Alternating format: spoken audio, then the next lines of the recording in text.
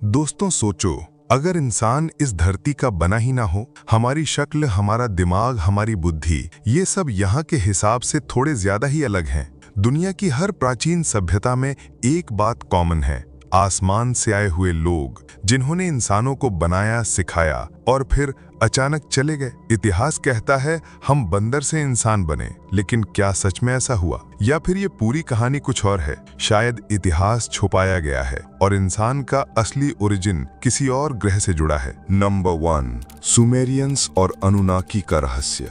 दुनिया की सबसे पुरानी सभ्यता सुमेरियंस, उन्होंने जो टैबलेट्स बनाई थी उसमें एक शब्द बार बार आता है, अनुनाकी, यानी वे जो आसमान से उतरे।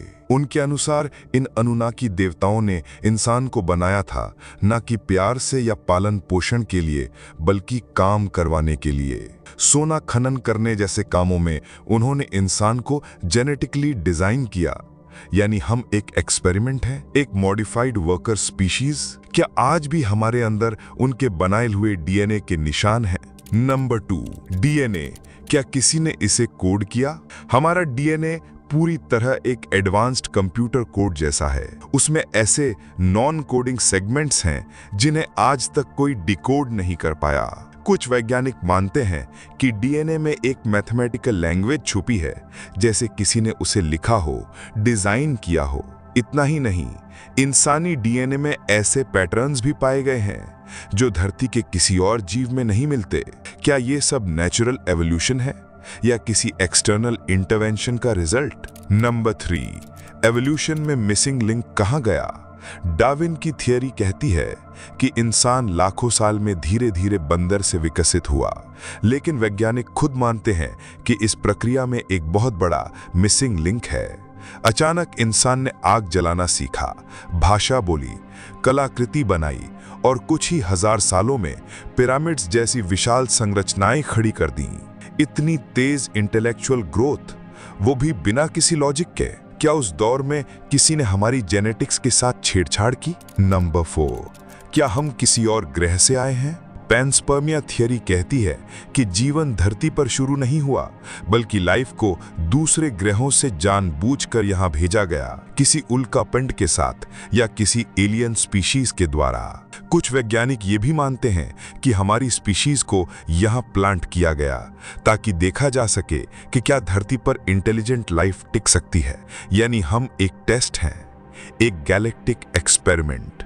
नंबर 5, चांद, एक नेचुरल सैटेलाइट या कुछ और?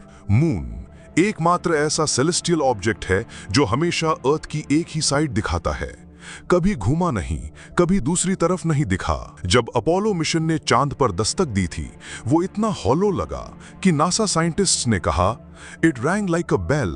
रशियन वैज्ञानिकों ने इसे एक आर्टिफिशियल सैटेलाइट माना, जिसे एक टाइम पर किसी ने अर्थ के ऑर्बिट में प्लेस किया। क्या चांद हमारी सर्वेलेंस का सेंटर है? नंबर 6, हर कल्चर में क्यों मिलते हैं स्काई गॉड्स? माया से लेकर मेसोपोटामिया तक, भारत से लेकर अफ्रीका तक, हर कल्चर की कहानियों में कुछ समानता है। देवता जो आसमान से आए, जो उड़ने वाले रथों में आते थे और लाइटनिंग जैसे हथियार रखते थे, वो लोग जिन्हें इंसानों ने भगवान समझा, क्या वो वास्तव में कोई एंशिएंट एलियन रेस थी? क्या रिलीजन और मिथोलॉजी टेक्नोलॉजी को ना समझ पाने का नतीजा है? नंबर 7, एंशिएंट नॉलेज जो आज भी नहीं समझ पाए। भारतीय वेदों में विमानाज, एनर्जी वेपन्स और ग्रेविटी डिफाइंग क्राफ्ट्स का जिक्र है। माया कैलेंडर आज भी साइंटिस्ट को चौंकाता है। इजिप्शियंस ने हजारों साल पहले स्टार्स के अलाइनमेंट पर पिरामिड्स बनाए थे, वो भी बिना टेलीस्कोप के।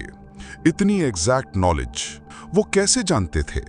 क्या उन्हें कोई कॉस्मिक टीचर मिला था? नंबर 8, अर्थ पर सीक्रेट बेसेस और अंडरग्राउंड लैब्स। साउथ अमेरिका में नाज़का लाइंस हों या एंटार्क्टिका के नीचे छुपे हुए टनल्स, पूरी धरती पर कुछ ऐसे सिग्नल्स हैं जो नॉर्मल नहीं हैं। नासा के कुछ लीक्ड सिग्नल्स और मिलिट्री विसल ब्लोअर्स ने बताया है कि धरती के अंदर कुछ ऐसे अंडरग्राउंड बेसेस हैं जहां इंसानों और नॉन ह्यूमंस की इंटरैक्शन हुई है। क्या कोई सिविलाइजेशन अब भी हमें ऑब्जर्व कर रही है?